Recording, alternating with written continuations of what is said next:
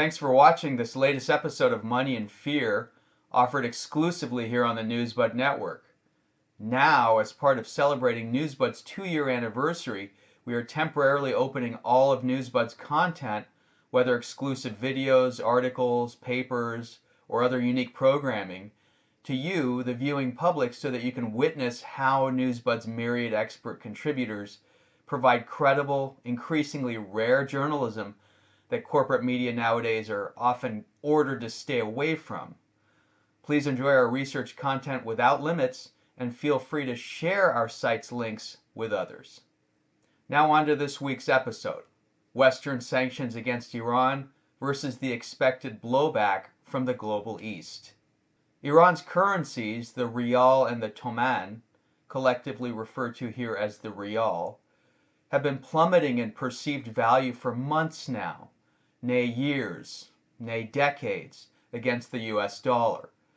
The rial's aggressive drop in value since December 2017 alone is neither due to core Iranian economic fundamentals, which would otherwise theoretically justify a national currency skydiving in such a fashion, nor is it coincidental with the wider currency wars being conducted between the global West and East. It is, in fact, the most recent salvo in a precariously heightening high-stakes duel of each side trying to collapse the other's currency or currencies and thus harm their wider sense of economic stability. Atlanticists standing behind dollar hegemony and the building Eurasian contingency fighting it are attacking each other's currencies either clandestinely via both technological and deployed trading agent means, or overtly through sanctions regimes, in order to ultimately either maintain or appropriate, respectively, standards for the future of the world's economy. There's a race against time to do so for each side, and the race is completely reliant upon which way global perception leans with regard to the more viable, credible macro-monetary standard for conducting international trade, foremost in the leading perishable commodities on Earth, oil and natural gas. Currency wars, sanctions, and related actions against Iran ultimately have nothing to do with whether Iran is or is not compliant with the Joint Comprehensive Plan of Action, or JCPOA, which was agreed upon a few years ago between various states. It is and has been, to the letter, compliant with said JCPOA agreement, and since the agreement went into effect. No, this is clearly about control which the Atlanticist West lacks over Iran, and more so over Iran's tight and building relations with other nemeses such as Russia, China, Turkey, Lebanon, Syria, Pakistan, Yemen, and other nations routinely targeted by Washington politically or economically. Sigal Mandelker, U.S. Undersecretary of the Treasury for Terrorism and Financial Intelligence, tellingly said in April of this year that Iran had not followed through on other demanded reforms separate to the nuclear deal, citing the example of, a continued lack of transparency in the Iranian banking system.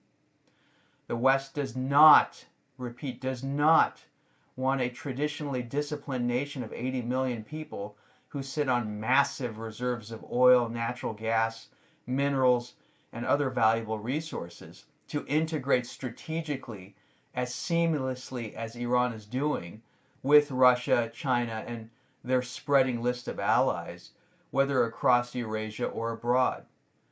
Iranian banking reforms have indeed been gaining steam, yet apparently not openly enough for Anglo-American banks, which ultimately want insider access into and ultimate regulatory influence over Iran's private banks and central bank.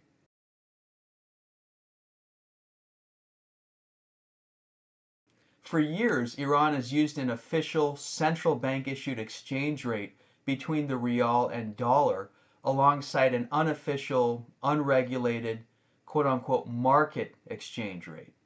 In early April of 2018, that unregulated rate reached 60,000 rials to the dollar, up from about 48,000 rials to the dollar on April 1st, and from around 36,000 last September of 2017. Mind you, before the 1979 Islamic Revolution, a dollar cost only 70 rials, a rate that held before jumping to almost 2,000 rials in the early 1990s, then to 8,000 rials in 2002, 25,000 rials in 2013, and onward to where we are now. All along the way, the Iranian government has steadfastly held to what it terms an, quote, economy of resistance, which in part entailed applying as much fiscal discipline to its debt, trade books, and other features under strains of conspicuous economic sanctions and other acts of war from the U.S. and its Atlanticist partners. Nonetheless, and despite currently retaining a trade surplus of $17 billion, $133.7 billion in Forex and gold reserves, putting Iran ahead of the U.S. there, 3.5% GDP growth per the IMF. The U.S. only had a 2017 listed GDP growth of 2.3%. President Rouhani's past takedown of the inflation rate from about 40% down to 9.9%, and consistent foreign currency surpluses, Iran's currency is somehow starting to nonetheless resemble Venezuela's or Zimbabwe's in the sense of shoulder rolling toward hyperinflation. Is that all due to economic fundamentals, though? Or due rather to nefarious fiscal, informational, and increasingly technological design on the part of powers wishing for immediate quote-unquote regime change and essentially state destruction of Iran? President Rouhani rightly announced in February of 2018 that there is no fundamental underlying economic reason for the rial's devaluation.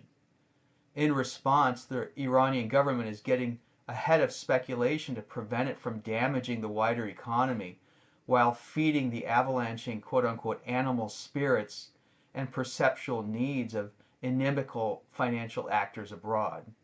They shrewdly decided to unify the disparate two exchange rate measurements, doing away with the so-called unofficial or quote-unquote black market rate while prohibiting traders from using it for arbitrage, labeling them as quote-unquote smugglers, as they're essentially smuggling out wider national stability due to their rent-seeking speculative activities, which more than likely retain foreign sponsors egging on said behavior from the United Arab Emirates, Saudi Arabia, and in turn London, Washington, New York, Brussels, and Basel. Security forces even arrested around 100 money changers to send a message ultimately to their foreign inspirers, while the government set the new single rate at 42,000 rials to the dollar. Iran had arrested 16 similar price manipulators for the same offenses 6 years ago as well, establishing a clear trend of those seeking to directly negatively influence internal Iranian affairs. A senior economist at the IMF suggested the exchange rate unification last year. Tehran followed said advice. The fact that it came out of the IMF, despite its seemingly deflecting damaging speculative behavior in the short term, should nonetheless give the Iranian leadership pause and food for further strategic thought, i.e., will a unified exchange rate lend necessary control to domestic regulators, or rather to those controlling perceptions against the dollar? Could Iran's digital currency trading computers have been hacked in the past en route to such inflationary spectacles? Are they vulnerable to artificial interventions from the outside, which seek things like, well, the widening of official and unofficial exchange rate listings? Iran's no stranger to hacking, spying, and digital sabotage. In early April of this year, Iran was hit by yet another cyber attack that left U.S. flags alongside a warning left on screens reading, quote, "Don't mess with our elections," end quote. Said cyber attack made possible an interestingly latent vulnerability in routers originating from Cisco Systems of San Jose, California. The infamous Stuxnet virus, which was concocted by US and Israeli intelligence agencies, tellingly reached its target via the networks of trusted business partners within Iran itself a few years ago. Time for a complete revamping of any and all hardware and software in the financial, monetary, and wider security spheres, with perhaps the studied, curated assistance of Iran's eastern partners, yet ideally for Iran to accomplish itself. All signs point toward Washington exiting the JCPOA agreement fairly soon, re-adding past sanctions to Iran, and related steps meant to draw belligerent responses out of Iran, which in turn would, quote, justify, end quote, even harsher potential retorts from an exhausted, desperate Atlanticist community clearly outwitted by more sober minds, both in Tehran and amongst Tehran's allies. Quote, primary and secondary sanctions, end quote, per U.S. Treasury Secretary Mnuchin, are meant against both Iran as well as entities doing business with Iran. Most banks already do not feel comfortable engaging Iran, thereby partly resulting in oil revenues not being properly imported into Iran, which has been a long-standing aim for the U.S. Treasury strategically. This is meant to take the Iranian currency into unstoppable hyperinflation, because Trump's mere threats to leave the JCPOA, along with adding the likes of neocons such as Mike Pompeo and John Bolton to his cabinet, have already supposedly accounted for the over 45% drop in the rial's value against the dollar since the December 2017 unrests, per Steve Hanke, professor of applied economics at Johns Hopkins University. That after the rial dropped 59% in just a week last September of 2017 as well. Hanke's a name which will come up again later, by the way.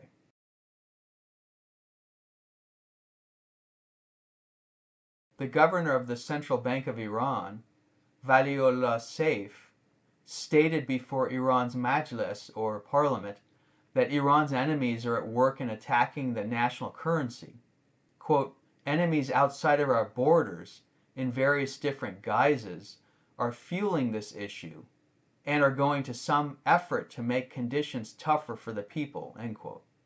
Saif blamed the Saudis, the Emirati-based speculators, and social media, especially Telegram, as being culprits. Telegram is an encrypted messaging app that an estimated 40 million Iranians were using, yet it easily became a tool for spreading panic and exaggerated market news.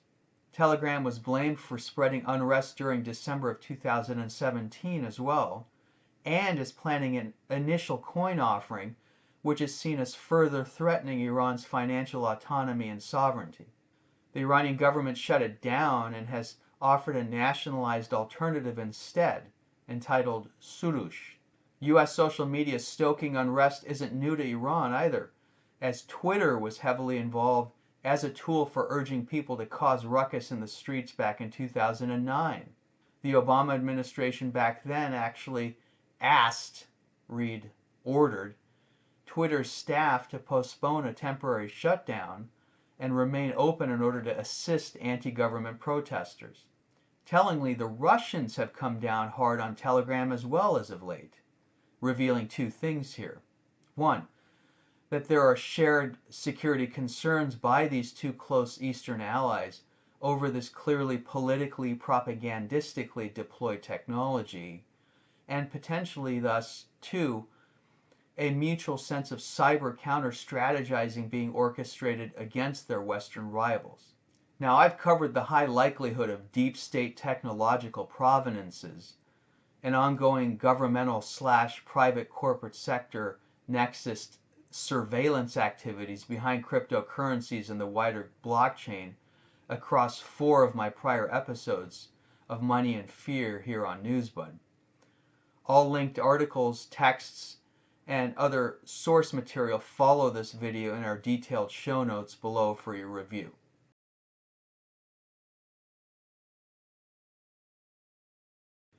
Let's talk wider latent Western macroeconomic and thus political risks again, shall we?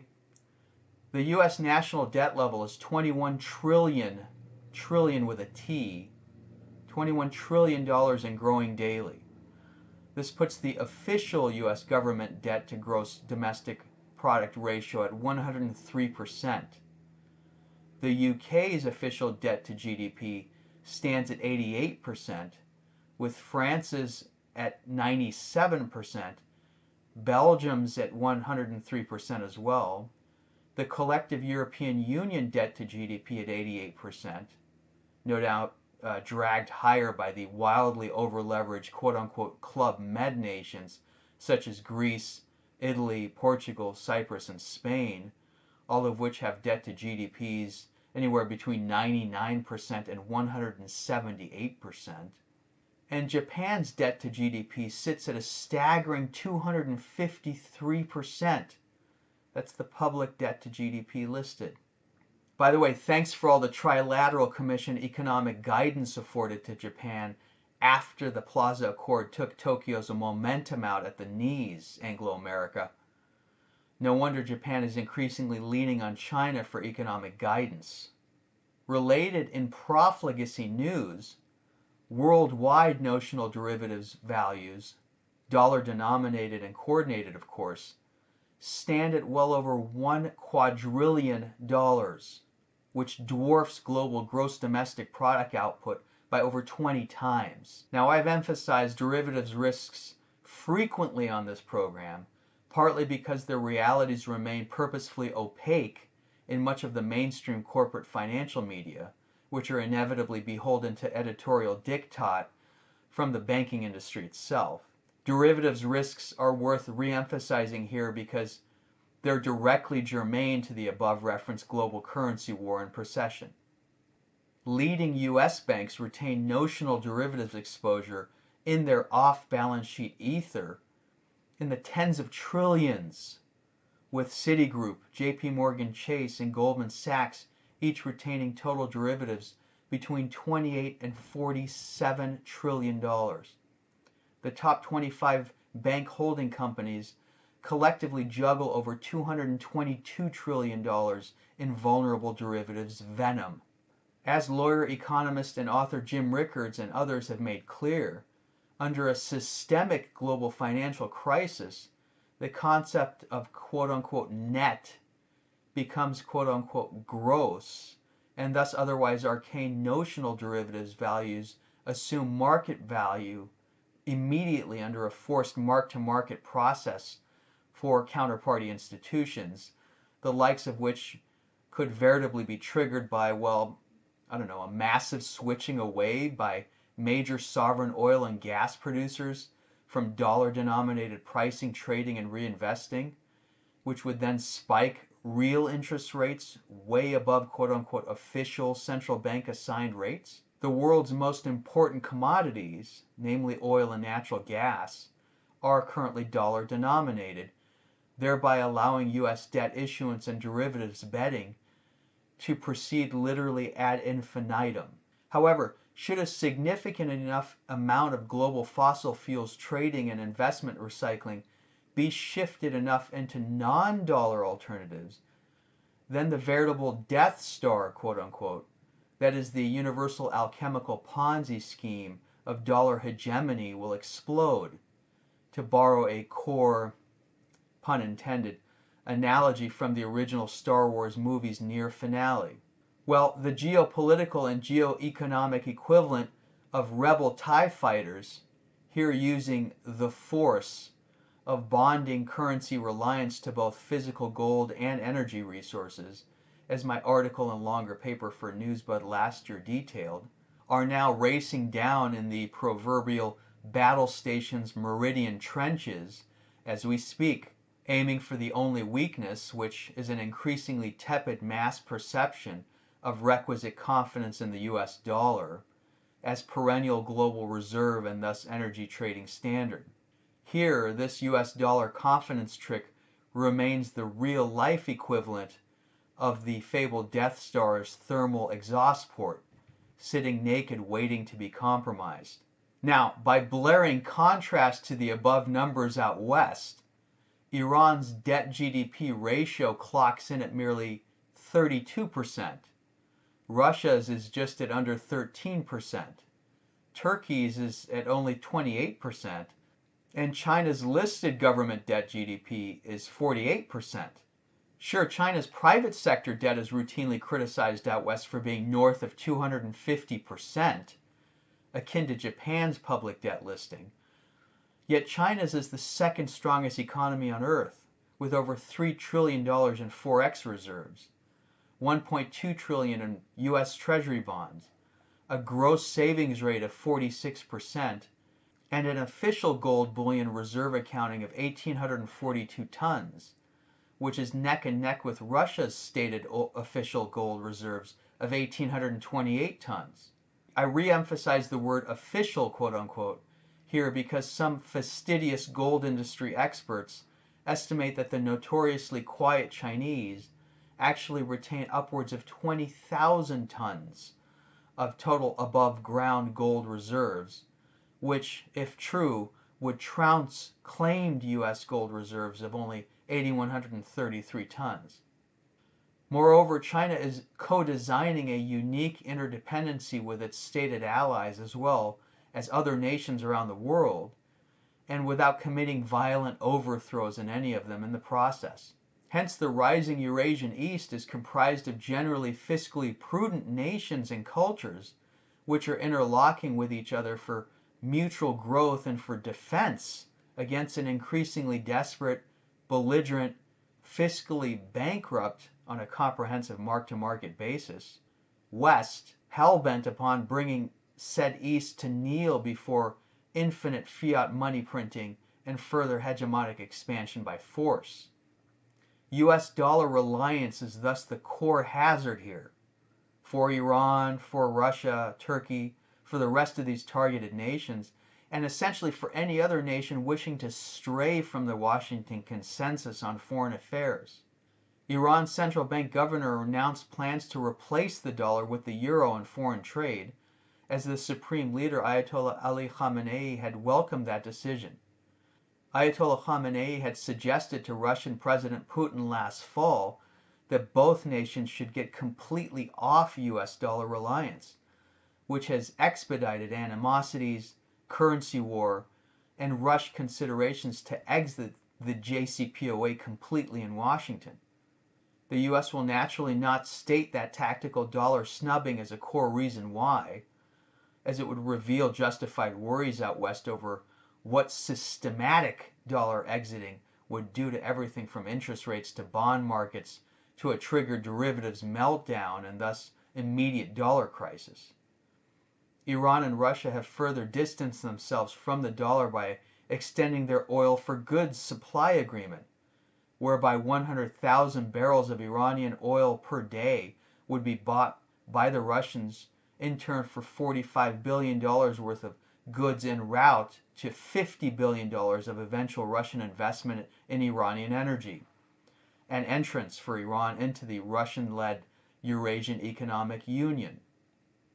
This is in addition to Iran's already included status in China's One Belt, One Road, or New Silk Road transcontinental macro project, alongside Iran and China also agreeing to trade in non-dollar terms as well.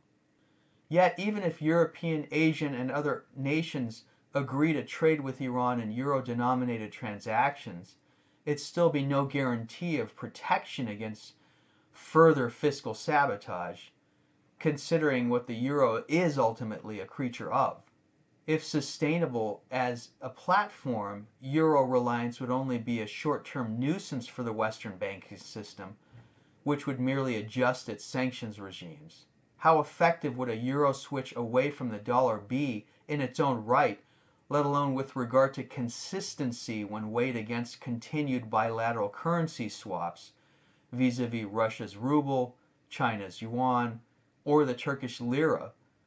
All said steps are meant to simultaneous defense and momentum against dollar hegemony. Yet how will they on their own put a dent into dollar dominance in trade?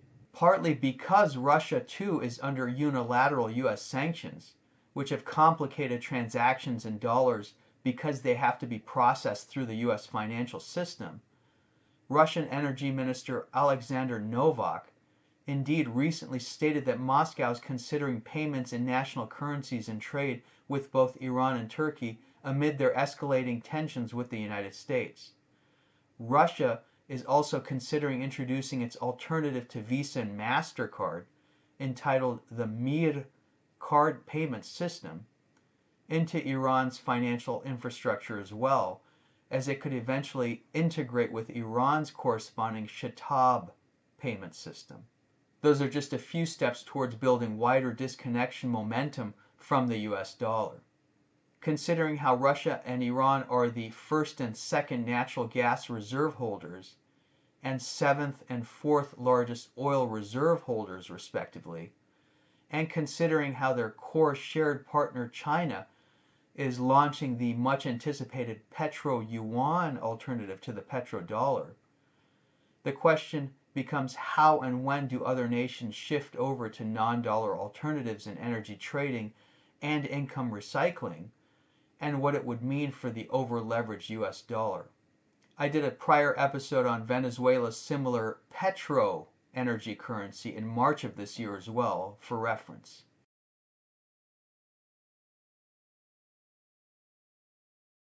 Now, I mentioned earlier a professor named Steve H. Hanke of Johns Hopkins and at the Cato Institute think tank.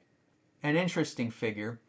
Mr. Hanke is apparently quite versed on currency devaluations and what he's phrased as, quote, hot spots of international conflict, end quote, or nations exhibiting egregiously, quote, anti-business policies, end quote, by their leadership, or essentially countries openly bucking Washington consensus aims. In a revealing 2013 article for the Cato Institute entitled, quote, Troubled Currencies, Mr. Hanke listed such states: Iran, naturally, alongside North Korea; Argentina, under the Russian-leaning Cristina Fernandez de Kirchner; Venezuela, Egypt, and Syria. In each nation, the exchange rate between the national currency and the dollar diverges aggressively, with subsequently spiking inflation, discourtesy of machinations deployed with a quote-unquote black market for foreign exchange, data for which Mr. Hanke oddly has access to from each nation's past experiences with currency instabilities. He doesn't fully explain where this quote-unquote black market all of a sudden comes from, not coincidentally to overlap with politically and or economically unpopular stances which their governments take vis-a-vis Anglo-American preferences. He does attest to said states cracking down on their black markets, however unsuccessful their efforts. Each chart he displays in his piece exhibits plummeting domestic currencies against the dollar as if done in a digital art project by a creative child. Some of the rate drops, say for Venezuela or Syria, look like, well, someone or something pushing a ton of sell orders somewhere on a computer screen with 1 or 3 keystrokes, begging critical technical questions over just how precisely said foreign exchange markets work when, and this is vital, every foreign currency is linked and weighed necessarily against the US dollar with regard to its ultimate valuation.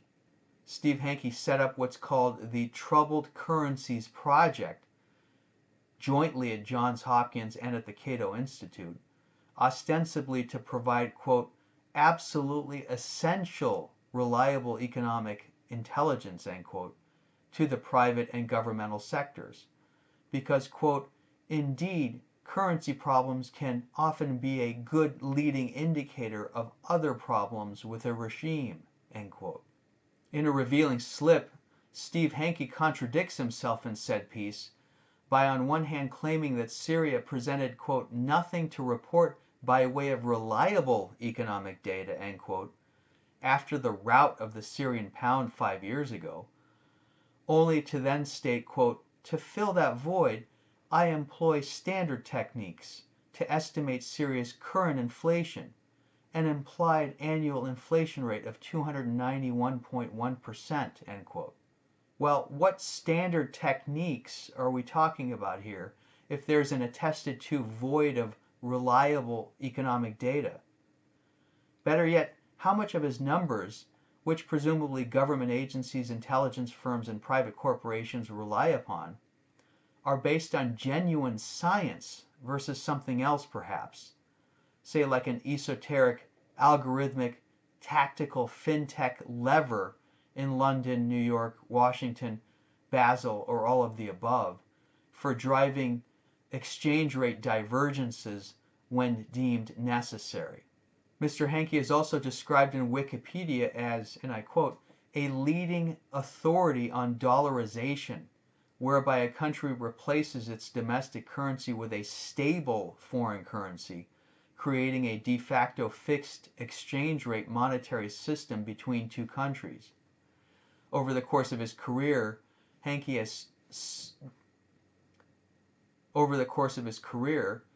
has written over 20 books and monographs and over 300 articles on currency boards and dollarization. Hanke's views on monetary policy are influenced by his experience as a currency and commodities trader, as well as by the economics of Milton Friedman, Robert Mundell, and Friedrich Hayek, end quote from Wikipedia there. Okay, great. I traded physical precious metals commodities for years as well. The ultimate inability to apply viable technical or even fundamental analysis for trading purposes in said sector led me to years of obsessive research, only to arrive at the abject reality that commodity and currency and equity and bond markets are for the most part rigged. Whither the personnel and tools then for rigging perceptions assigned to foreign currencies, whole economies, and thus perceptual faith entrusted in national leaderships overseas, when everyone must subscribe to a dollar standard at core? Also, a prominent alumnus of Johns Hopkins, previously mentioned analyst, author, and economic wargamer Jim Rickards, bluntly outlined the means by which currency war was deployed against Iran with the open intention of performing quote-unquote regime change back in his 2012 address to the ironically named Carnegie Council for Ethics in International Affairs. Again, please watch his overspeaking YouTube video listed in my show notes below this video on the NewsBud website.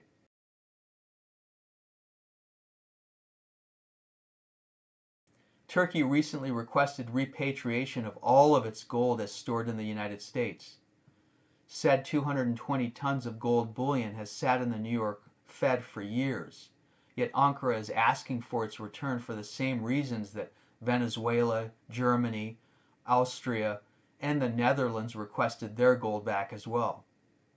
For protection of economic sovereignty, because they don't trust the US Fed, and in Turkey's case, in order to further solidify an already steamrolling gold/oil/petrocurrency interdependent sustainable currency platform away from dollar hegemony.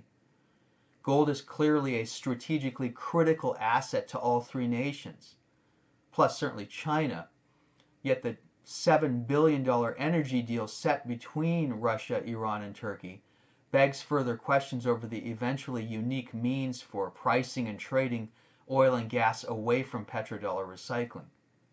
It's essentially a newer international gold standard in the making, yet one intimately linked to fossil fuels and hydrocarbons, the design of which I wrote about extensively for NewsBud as well last year.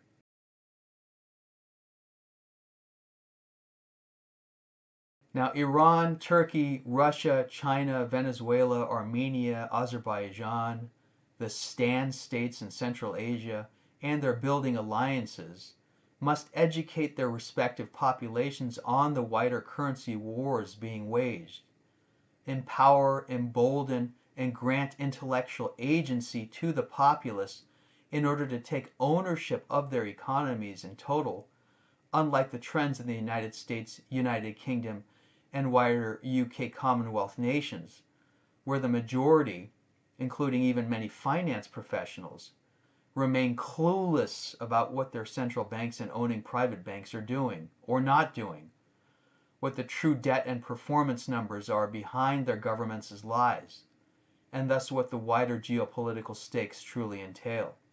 I state again, perhaps simply having the US dollar as a currency benchmark provides the functional nucleus for eventual political intervention. Ayatollah Khamenei of Iran, Presidents Putin, Erdogan, Maduro, General Secretary Xi of China, and their rising number of allies already know this intuitively. It's then a matter of how to best deploy the economic equivalent of Aikido, Jiu-Jitsu, or Judo, of which President Putin is quite personally adept, and the art of war, which the Chinese generally invented, i.e., how to best utilize applied Western sanctions individually in each nation but more so collectively across the Eurasian bloc as means of absorbing the blunt force of one's opponent against said opponent, firming up domestic discipline often afforded by such sanctions, educating the respective populaces as to what's going on abroad and the bulkier fiscal stakes involved, closing loopholes to foreign rate and price manipulations, advancing technological innovations for both defense and shared integration, and marrying currency usages to hard assets such as gold and oil while setting up transparent clearinghouses will not only block intended domestic unrest, but together shift said kinetic energy twice as hard back towards its origin. So that concludes the latest episode of Money and Fear. Thank you for supporting this journalistic endeavor, uniquely relentless in its seeking to discern economic, historical, and thus political truths. For newsbud.com, I'm Pai.